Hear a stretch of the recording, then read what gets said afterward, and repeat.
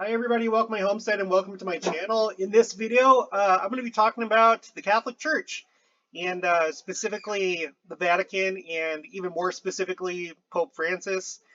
Simply because I just watched Watcher Palmer's video and I just want to say thank you to him if he watches this for what he said. And to set the record straight, I was I was actually the one that started it.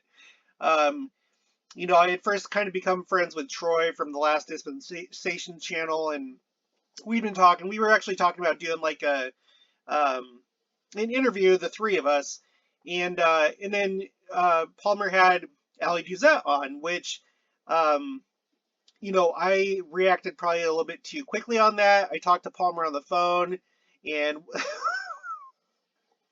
and I wasn't too nice. And so I said sorry to him. I sent him a text, and then he said sorry to me as well, just because we both didn't like handle that very well, either one of us. But I did start it. I started it, so I feel really bad about that. So um, I've talked to him via text, and then I talked to Ellie Duzette. You saw that video, which I don't agree with a lot of what she says, but like there were some things that I could like connect with her on. So anyway, but I wanted to just kind of like, since he was talking about the Catholic Church today, I thought that I would put together this, just like to, for those of you that are not familiar with what's been going on in Catholic news for the last few years, this will just be a brief summary of, of what's going on, right? Because the Catholic Church is really important. It's a power player. It has been for a very long time. And, just to start it off, how many Catholics do we have in the world? 1.34 billion. 1.34 billion. That is a freaking lot of people, okay? Because we have a world population of about 7.6 billion. So that is a lot. That is a lot. And it is, the power is centered on the Vatican and specifically with the Pope. So he can really influence the world quite a bit. Palmer was talking about it in terms of um, the whore, the great and abominable church, which I kind of tend to think is right. Simply because even they still have so much power, and they're doing a lot of things. And I'm going to show you some of what's been going on. Um, so I think that he could be right. I know that the official interpretation is that the Great Abominable Church is just any church that isn't, the Church of God. And I think that's true too. But I also think that he's probably right about. And I'm not talking about like the faithful, right? And that's not what he's talking about either. I'm more just talking about the power structure. And you can read all about it in history, but let's go over, Pope Francis specifically. That's what this video is mainly going to be about, because he has really shook things up, right? I feel like we've had a lot of people recently that's been shaking things up. We've had Trump that shook things up, right? We have Naftali Bennett that shook things up because he ousted Benjamin Netanyahu, who had been there for 12 years. So that happened. We have President Nelson that has shook things up. Now, a lot of the things that he's put out, it wasn't necessarily his idea. It had been in the work for years and even decades, but like clearly he's been the face of like all the change that's happened in the church. And then we have Pope Francis here that has really been shaking things up, both within his own church and outside the church. So this is just kind of like a rundown. I'm just going to go through the parts that I highlighted. So just right off the bat, he broke with precedent. So this is right after he became Pope, okay? And he was at St. Peter's Square with a crowd of 150,000 people to, basically welcome him, right? He broke with precedent by asking them to pray for him before he imparted his papal blessing. So I guess that that's not what had been done before, and I'm not familiar with the Catholic Church very much. Now, my mom was a Catholic. She converted when she was in Portugal, um, by my dad actually while he was on his mission, and her whole side of the family they're Catholic, and they're still in Portugal. So, but I don't know a whole lot about these like little traditions. But asking for the crowd to pray for you first, and then you getting your blessing, that just doesn't sound right with me, and that's kind of starting it off on the wrong foot. Um, well, I guess another thing. So this is at the very beginning, right? Um, Another thing is that you know that the popes they don't choose, like, that's not their actual name. Like Francis is not his actual name. His actual name is Jorge Mario Bergoglio. Now, it was already really interesting right off the bat because he was the first pope from Argentina. He's from South America. Um, he's from, well, he was born in Buenos Aires, Argentina, but that's where he's from, and that's never happened before. He chose Francis as his papal name in honor of Saint Francis of Assisi. Throughout his public life, Francis has been noted for his humility, emphasis on God's mercy, international visibility as Pope, concern for the poor, and commitment to interreligious dialogue. That's talking about what he's done, but St. Francis of Assisi was known for the poor, basically, because one of the big things about this Pope is that he's more of a leftist, and that ruffles a lot of feathers, and he acts like a leftist, frankly. Um, let's see. Francis maintains the traditional views of the church regarding abortion, clerical celibacy, and the ordination of women, but has initiated dialogue on the possibility of deaconesses. So instead of just like male deacons, deaconesses, female, and has made women full members of uh, dicasteries in the Roman Curia. I don't know what that means. He maintains that the church should be more open and welcoming for members of the LGBT community.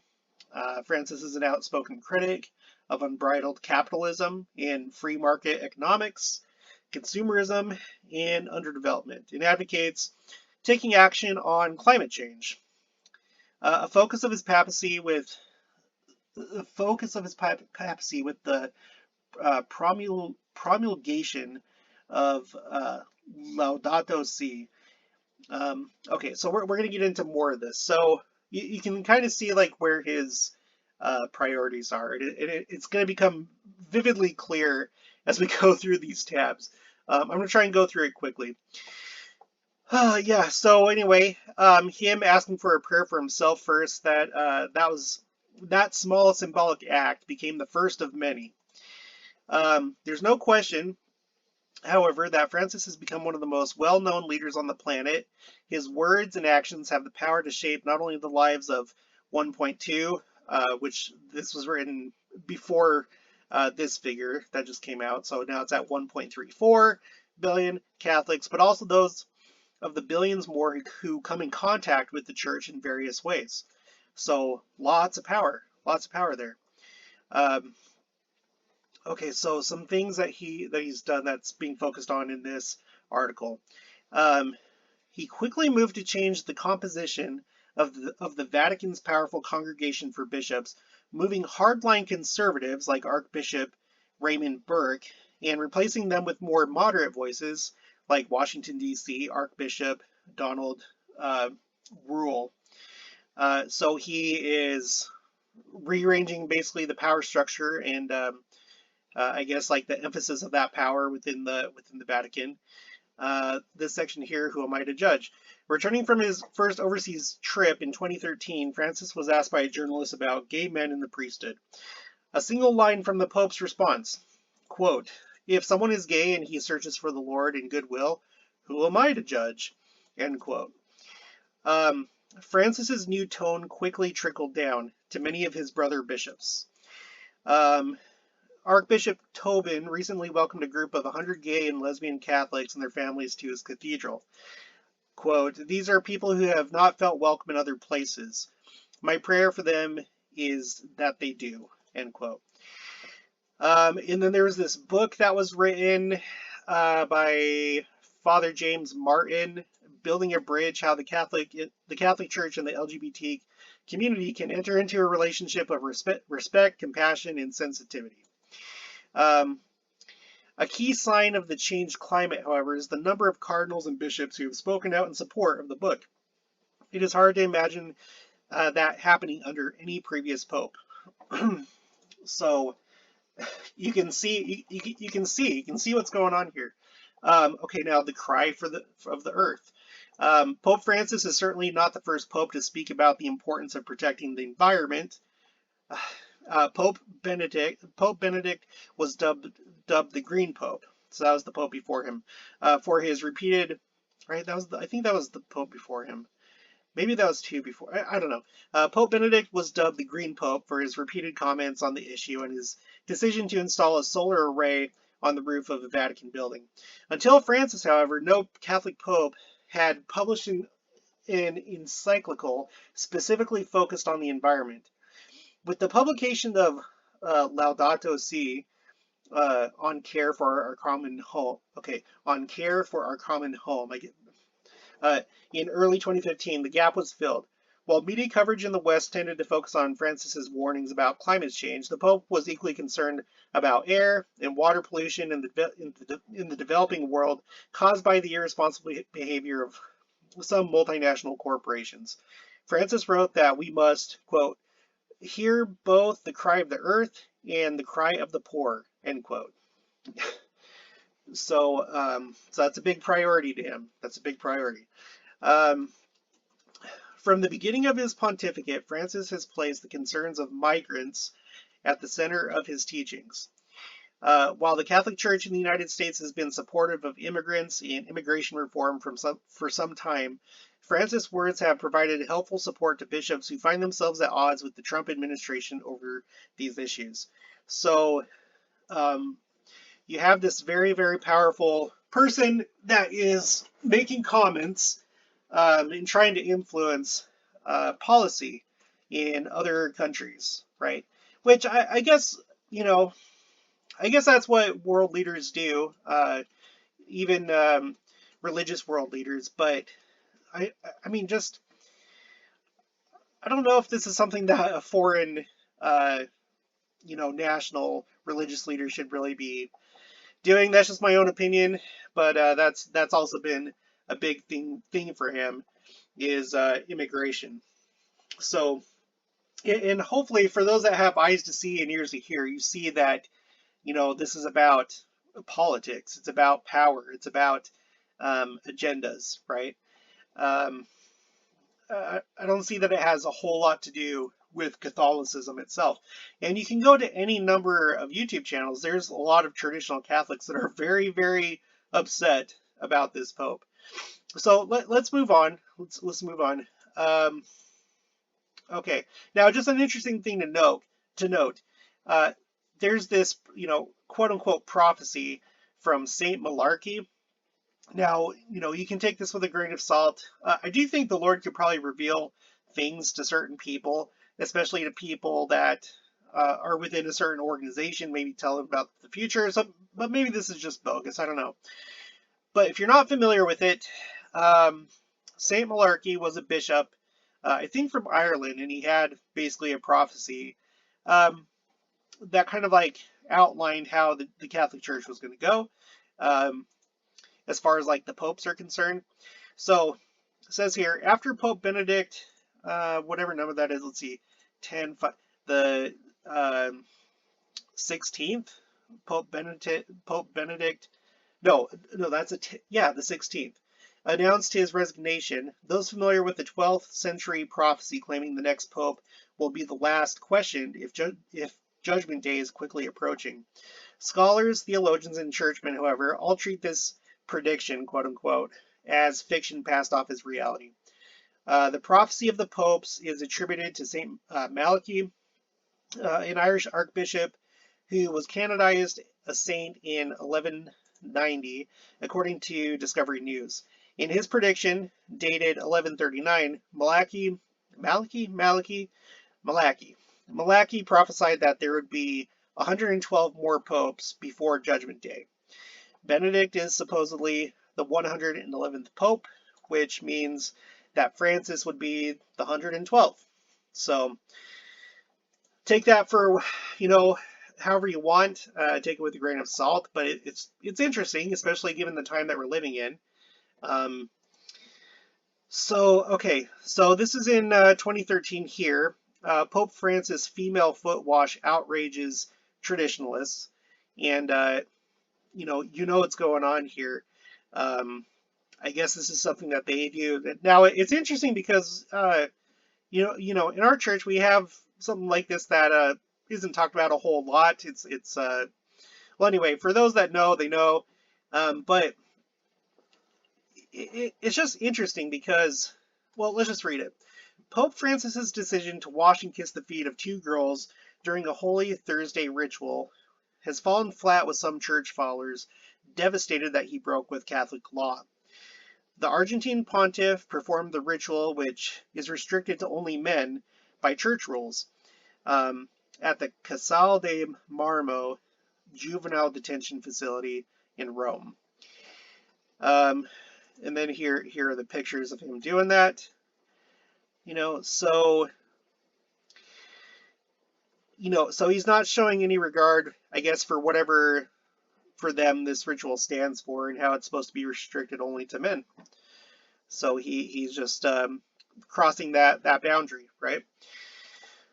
Now over here, okay, this was a big thing.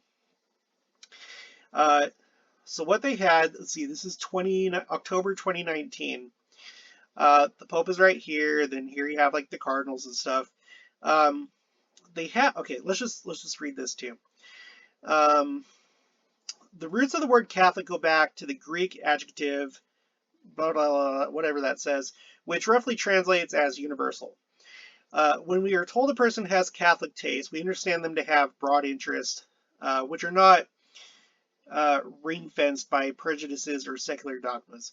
But how Catholic should the Catholic Church allow itself to be? Somewhat under the secular radar, Pope Francis has become embroiled in another bitter dispute with traditionalists in his church.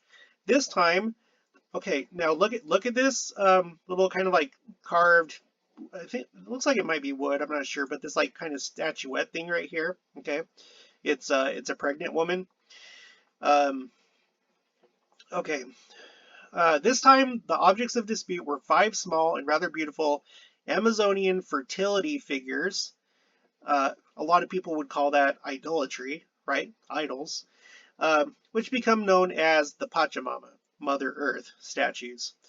Portraying a naked pregnant woman kneeling in apparent contemplation, they appeared this month at a prayer service with the Pope in the Vatican Gardens. So at the Vatican itself, on the Vatican Gardens, they had this idol that was brought there on the eve of the Synod of Bishops for the Amazon. That was too much for militant Catholic conservatives who complained at this use of pagan idols. Oh, why would they be mad at that? Replica statues displayed in a Rome church were stolen and dumped in the Tiber, which is a river.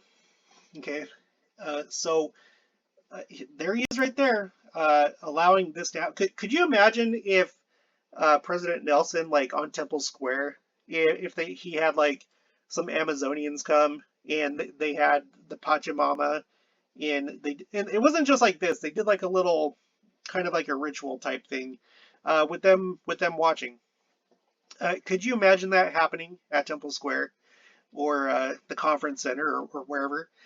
Okay, yeah, so that happened. Now, last year, in 2020, this was the nativity scene at the Vatican, right? Does it look familiar to you with, the astronaut with the moon in his hands, and then these kind of bizarre looking, this style here. This is an angel right here. This is an angel. Here's Mary, here's Joseph, and then At the time that this picture was taken, they hadn't unveiled the baby Jesus yet. Um, but take this in, okay? So there's an astronaut right here holding what looks like a moon or a meteor or something like that. It has like craters in it. Um, and then behind the astronaut is this scary looking figure. Has a shield and looks like some kind of spear, and then a helmet that looks angry. Looks like, like a Lego's head, an angry Lego man, but um, angry looking Lego helmet with horns coming out, right? To come to the baby Jesus. Um, so this obviously upset a lot of people. Um, let's see, I think there was somewhere, uh, let's see, Jesus, Mary, and Joseph don't normally appear alongside astronauts or Darth Vader-like figures, but the Vatican has upset some Catholics by bringing them together in its latest nativity scene. Pope Francis inaugurated the scene, which features a number of life-size ceramic figures on Friday, but many people have expressed their disapproval of its unusual appearance. Uh, why? Isn't this beautiful? And just like, doesn't this just bring this spirit? Um, the Catholic Herald ran an article labeling the Nativity comically awful. The article titled "The Vatican's Embarrassing Sci-Fi Cliché" added that some more excitable people called it demonic, pagan, and idolatrous. Now, I've seen some breakdowns on this from some other YouTubers, so I can't claim credit for what I'm about to say and show you about this. But there's an article here that so this like nativity set, what they do is, I guess they there's like different towns in Italy that will submit a piece of artwork, a nativity, to the Vatican every year. Um, so I guess they had chosen this one town, and they had made this. And from what I read, this was actually created a long time ago, like in the 70s. But the, the fact is that they approved it to come to the Vatican, which I don't know. If I was Pope, I don't think I'd be too happy with this artwork. But the people that made it based it off of, it says here, um, okay, so the Vatican department responsible for organizing the Nativity each year is the Governorate of Vatican City State. It said in a press release that the artwork was influenced by ancient Greek, Egyptian, and Sumerian sculpture. How bizarre is that? Because typically when you think of ancient Greece or ancient Egypt or even Sumeria, you don't typically associate those nations as like righteous nations, or a lot of times they're well, Egypt, it's viewed as it basically symbolizes the world, just like Babylon does. So, and Sumeria, that was the first civilization. And I don't know how, I don't have all the facts down. I guess my belief is that maybe Sumeria was the first civilization after the flood. Um, that's just how I currently view it. But we know that civilization, if they're the ones that built the Tower of Babel, well, that wasn't good. Um, so it's interesting. Now, you'll notice the style here on the angel. This comes from Egyptian. Um, it actually comes from what's called a Djed pillar. So the Djed is one of the more ancient and commonly found symbols in ancient Egyptian religion. It is a pillar-like symbol in Egyptian hieroglyphs representing stability. It is associated with the creator god Ptah and Osiris, the Egyptian god of the afterlife, the underworld, and the dead. It is commonly understood to represent his spine. So as you're looking at this, trying to feel the spirit, you have an Egyptian Djed that represents Osiris's spine and well, and stability. So I guess that's good. But now remember, traditional Catholics, if you're like a traditional Catholic, you're going to be all on board with everything that I'm saying in this video. They're not happy at the direction that this Pope is taking the church. So and I don't want to offend any Catholics that are watching this, but at least the traditional Catholics would probably most likely be on board with this presentation. So now, just as a side note, the Djed, that was inspirational for the Jedi. That's where that word actually comes from. It comes from the Djed pillar, so the Jedi. Here's just another picture, more Djed pillars right there. Now, one thing that they're working on right now is in United Arab Emirates is this Abrahamic family house where they're building a synagogue, a mosque, and a church, which I guess is going to be a Catholic church. And this was basically spearheaded by the Pope, by Pope Francis. A lot of people talk about this being like the beginnings of like a world religion, essentially, trying to bring it all together into one. I've gone over this before in other videos, but let me just read this here. The Abrahamic family house, which encloses a synagogue, a church, and a mosque in a single complex, and which is scheduled to be inaugurated in 2022, is 20% complete. The Higher Committee of Human Fraternity. The Higher Committee of Human Fraternity.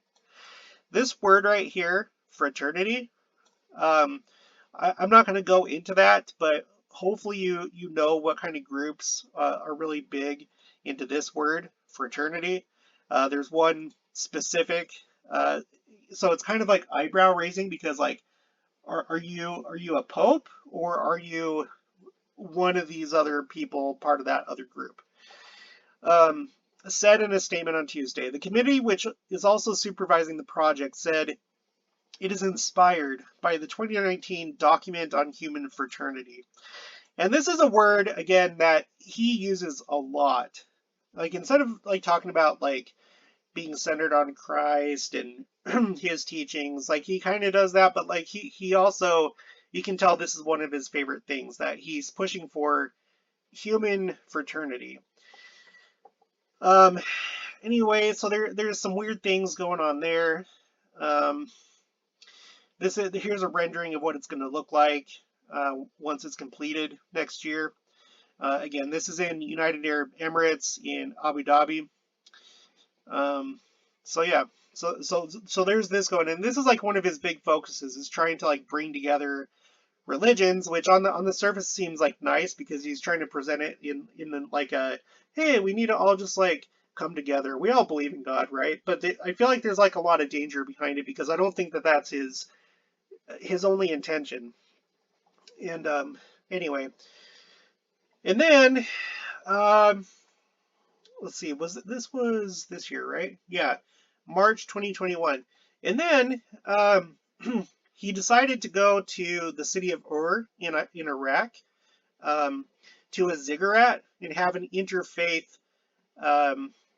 prayer at this site, and you know, talk more about fraternity and stuff like that. So the whole idea here, what he was trying to do is Ur is where Abraham's from, and so let me see. The pontiff is expected to host an interreligious meeting in Ur on Saturday. Ur is one of several cities built by the Sumerians. We were just talking about the Sumerians. Ur is one of the several cities built by the Sumerians who made it the capital of their state. Excuse me.